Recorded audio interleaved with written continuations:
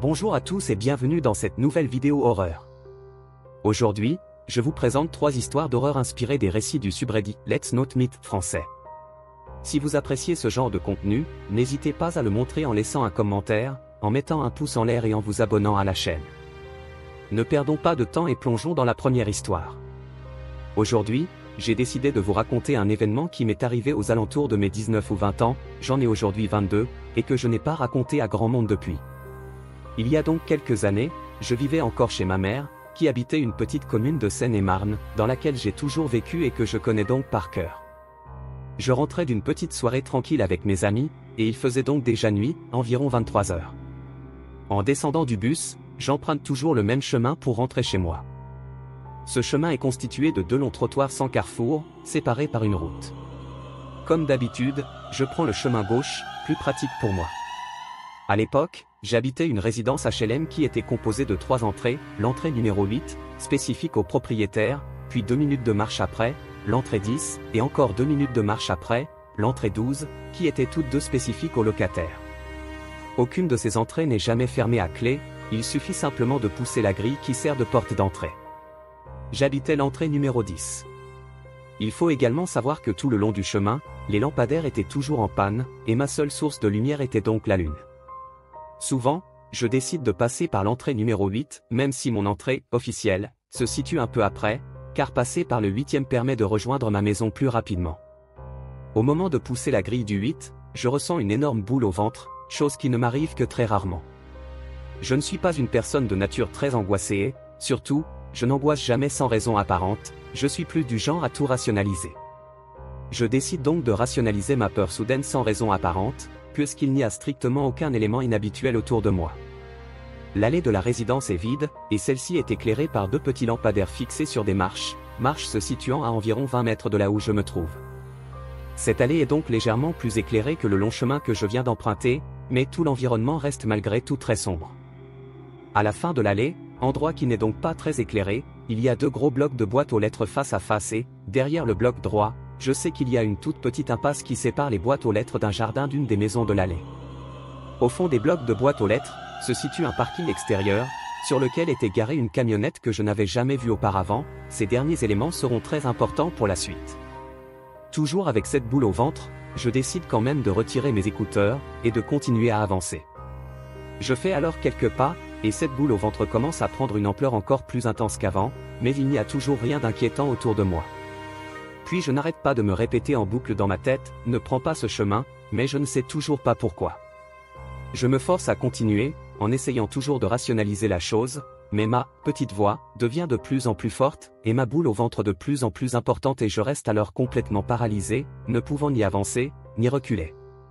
Une dizaine de secondes après mon état d'immobilité absolue, je me mets à courir rapidement, en rebroussant le chemin vers la grille pour sortir de l'allée, mais je n'ai toujours aucune idée ni aucune raison expliquant mon état. Arrivé à la grille, je sors, toujours en panique, la claque immédiatement et, sûrement par réflexe, je me retourne pour regarder par-dessus mon épaule. Je vois alors une silhouette d'homme, assez imposant, sortir calmement de l'impasse se trouvant derrière les boîtes aux lettres, mentionnées plus haut. Il se tient droit, les mains dans les poches, et me fixe. Je me mets alors à sprinter pour rentrer chez moi, par peur qu'il me poursuive.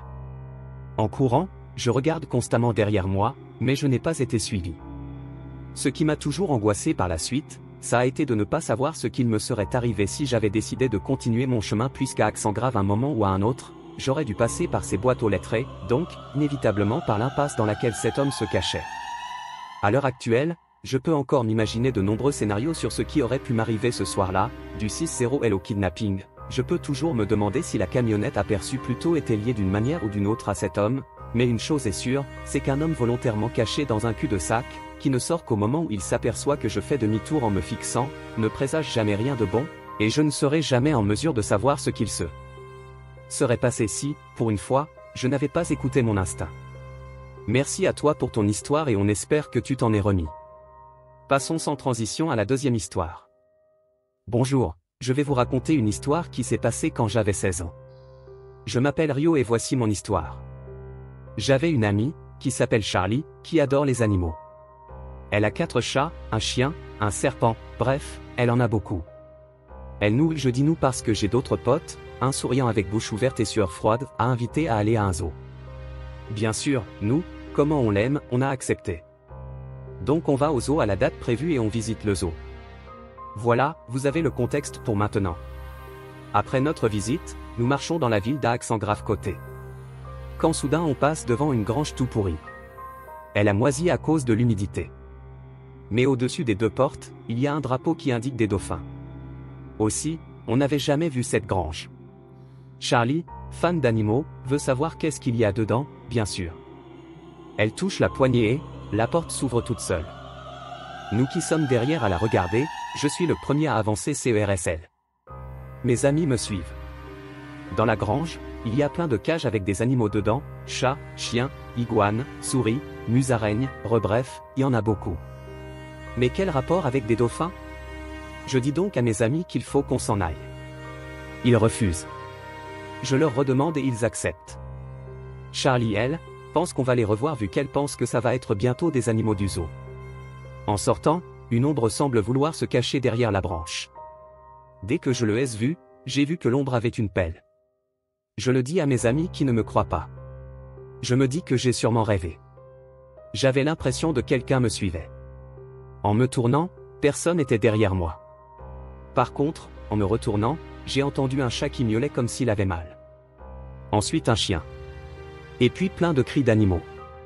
Je vous laisse sur le suspense, vu que moi non plus je sais pas ce que voulait cette personne. Merci pour ton histoire et force à toi, passons maintenant à la dernière histoire. Bonjour à tous. Je me suis remémoré avec ma sœur une histoire qui nous est arrivée il y a quelques années, qui nous avait vraiment mis en PLS sur le coup même si ça s'est très bien terminé. J'ai aujourd'hui 30 ans et ma sœur en a 39. C'est arrivé quand j'avais 13 ou 14 ans, je ne suis pas exactement sûr. C'était pour le 14 juillet. Mon autre sœur était chez une amie et ma mère sortait avec son petit ami qui lui avait réservé une surprise. J'étais donc seul avec ma sœur aînée. La soirée s'est bien passée, nous avons regardé le feu d'artifice depuis la fenêtre de ma chambre, d'où on le voyait très bien, en mangeant une pizza. Nous avons ensuite simplement passé du temps chacune dans notre chambre avant d'aller nous coucher. Notre mère et notre sœur ne rentreraient que le lendemain. Il devait être environ 2 heures du matin lorsque nous avons été réveillés par un boucan monstrueux à notre porte d'entrée. Des grattements. Mais de gros grattements, la chambre de ma sœur était de l'autre côté de la maison et elle les avait entendus comme s'ils avaient été à la porte de sa chambre. Nous avons même eu peur que la porte soit arrachée de ses gonds tellement c'était fort. Il n'y avait pas d'autre bruit, juste des grattements. Pas de voix, pas de cris, rien. Ça nous a vraiment terrifiés. Nous avions des chats qui vivaient autour de notre maison, mais c'était clairement plus gros, même beaucoup plus gros qu'un chat. Le problème c'est que ça ne s'arrêtait pas. Le grattement était constant. On avait vraiment peur que notre vieille porte cède.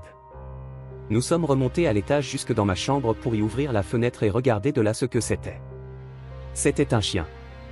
Un chien énorme, type samoyède. Il était sur ses pattes arrière et grattait à notre porte. Nous n'étions pourtant pas la seule maison des alentours, mais il restait là. Nous avons sifflé, et lorsqu'il nous a vus, il s'est déplacé sans arrêter de gratter, grattant le mur puis le volet du salon, juste sous ma chambre. Il n'avait pas vraiment l'air agressif, juste paniqué. Ma sœur m'a dit de rester dans ma chambre, au cas où, alors qu'elle descendait. Elle a ouvert la porte et le chien s'est précipité pour essayer d'entrer. Il n'essayait pas d'attaquer. Il voulait juste rentrer. Ma sœur a surtout essayé de le calmer. C'est là qu'une voiture est arrivée et une femme a presque sauté en dehors. C'était son chien.